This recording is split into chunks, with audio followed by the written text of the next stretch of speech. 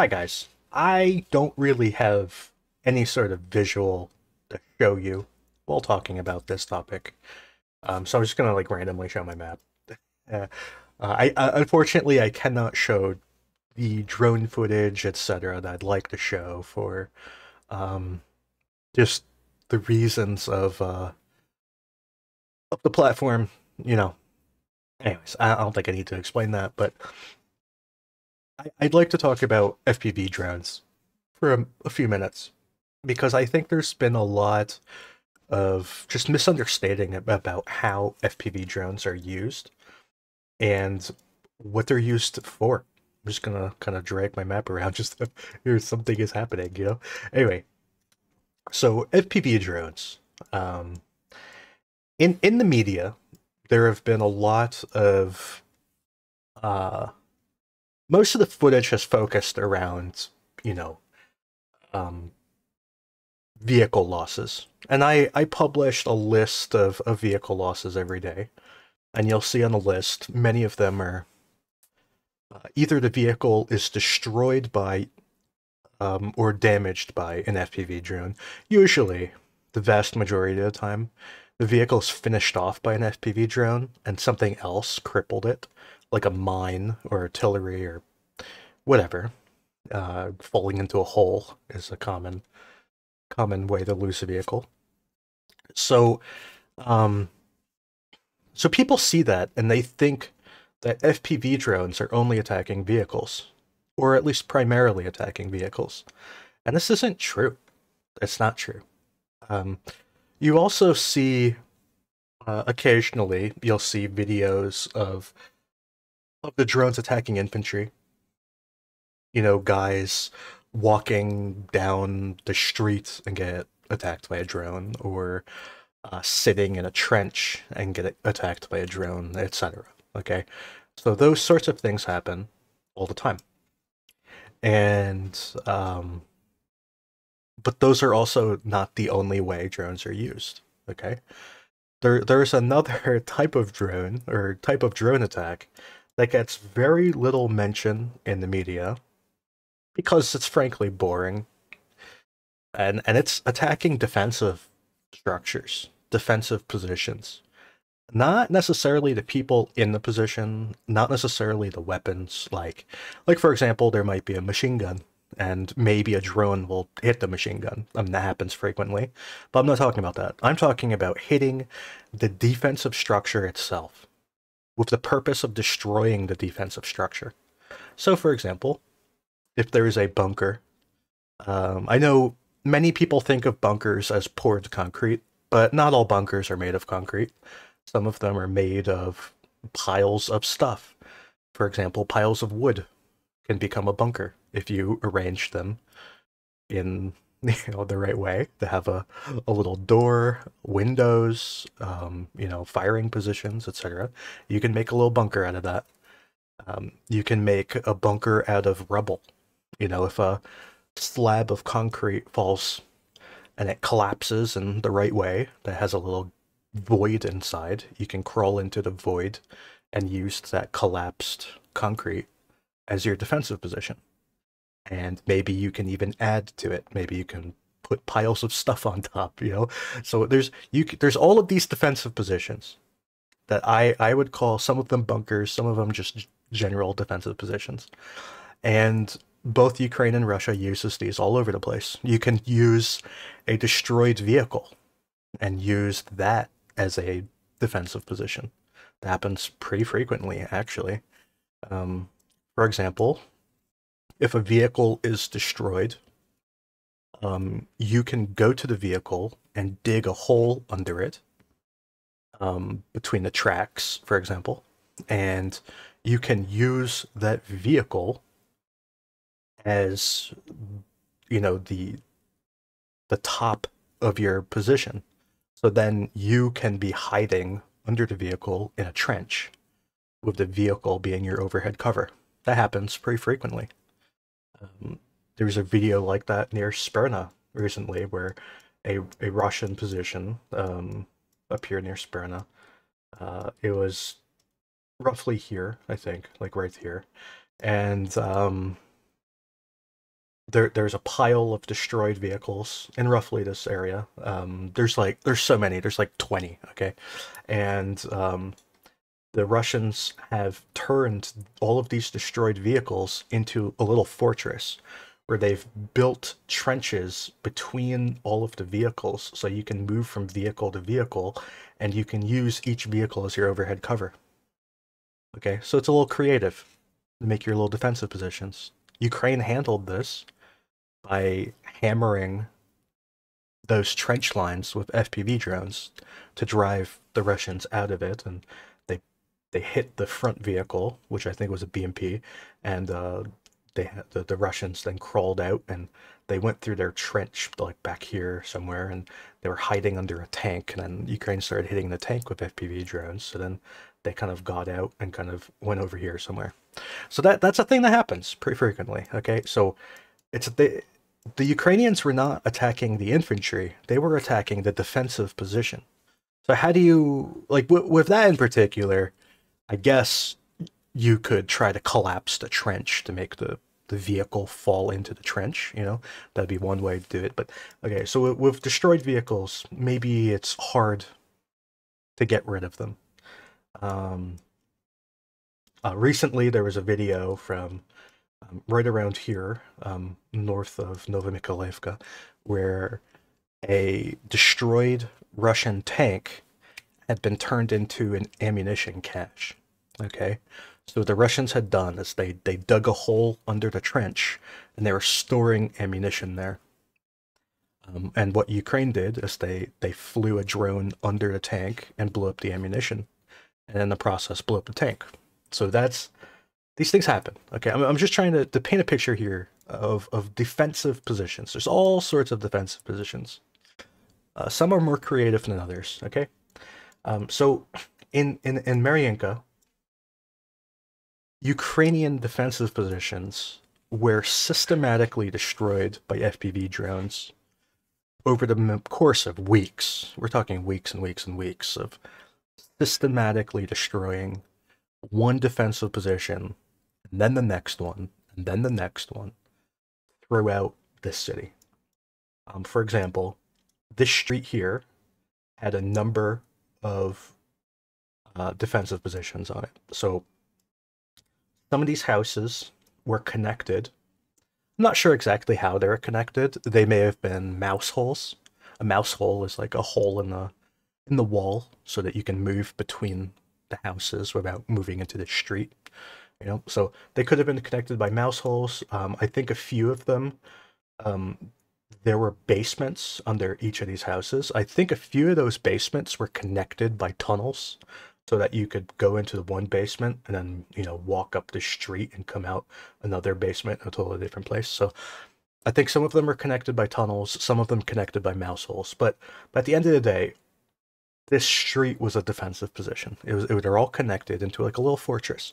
And what we saw Russia doing with their FPV drones, because they published all these videos, is they would fly drones into these houses and into the basements themselves and destroy everything here one at a time. So they would hit like one house, hit the house, hit the house, hit the house collapse, they fly into the basement, make the basement collapse, and then go to the next house and hit it and hit it and hit it, and then go into the basement and hit that too, and then go to the next house. And that's what they did. They leveled this entire street. And then shortly thereafter, maybe about a week later, Russia captured the street. Okay, and that happened in a lot of these buildings too. So, for example, this big red building right here. This was a defensive position. This was a seemingly very important, given how often the Russians were hitting it, and they collapsed everything. This kind of garage or whatever that's to the north. This was completely leveled, probably by an airstrike in the past. I'm not sure exactly when. And this building, which was more, I'm not sure what the building was, but it was more of like an industrial type thing. It was very well built concrete structure. Okay, so it's not like a house. This is more of a maybe a commercial building. Okay, so that was hit into basically ruin.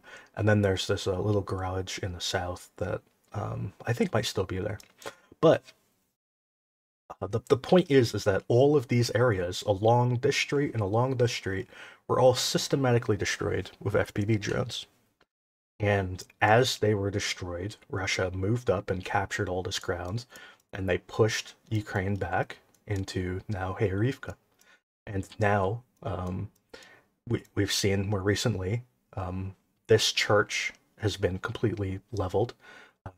This I don't know what words to use to describe these, but I'm just going to call them three churches. I'm sure that's not the word. There's probably words for this, but anyway, this is like completely demolished. This is completely demolished, and this is partially demolished, and that's almost entirely by FPV drones. Also, artillery hurts too. There are airstrikes as well, but a lot of the damage really is FPV drones.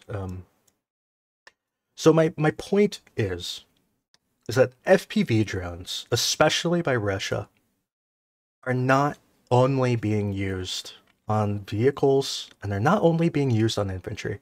They're being used to systematically destroy defenses. By systematically, I mean you destroy this defense, and then this one, and then this one, and then this one, and then this one, just all the way down, and then they're all gone. That's what I mean by systematically. They are going through and destroying things one at a time. And they've also been hitting, this tree line here, which is much harder to geolocate the footage, but I know that they're hitting this tree line. I just cannot locate where on the tree line they're hitting. And for that reason, I don't actually know where Ukrainian control stops, but I know they're hitting this tree line as well, and I know they're hitting this tree line, okay, and they're hitting these houses.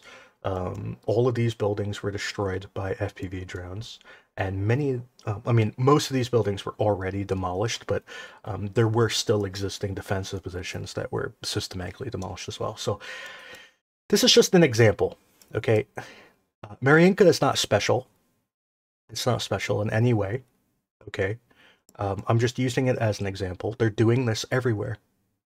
Mariinka is interesting in that most of the videos associated with this sort of attacking were published.